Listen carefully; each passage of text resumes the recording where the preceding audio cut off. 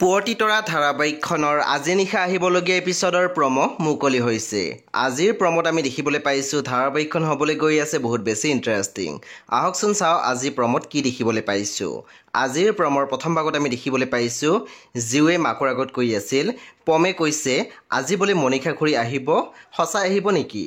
তাৰপিছত আমি প্ৰম'ত দেখিবলৈ পাইছোঁ উকিলগৰাকীয়ে কৈ আছিল, বাৰে বাৰে মোৰ সতীৰ্থ অধিবক্তাই একেটা কথাকৈ ক'বলৈ চেষ্টা কৰিছে যে ৰমন বৰ্মন এজন বেয়া মানুহ আৰু এই মহিলাগৰাকীক যিয়ে এই হত্যাকাণ্ডটো সংঘটিত কৰিছে তেওঁ ভাল। তাৰপিছত আমি প্ৰম'ত দেখিবলৈ পাইছোঁ বেদই কৈ আছিল, আমাক মাত্ৰ দুটামান সঁচা কথা ক'বলৈ দিয়ক, কিজানি সেই কথা শুনিলে আপোনাৰ চকু খোল খায়। তেতিয়া আমি দেখিবলৈ পাইছোঁ মহিলাগৰাকী মাত দিছিল, তুমি কি ক'ব বিচাৰিছা?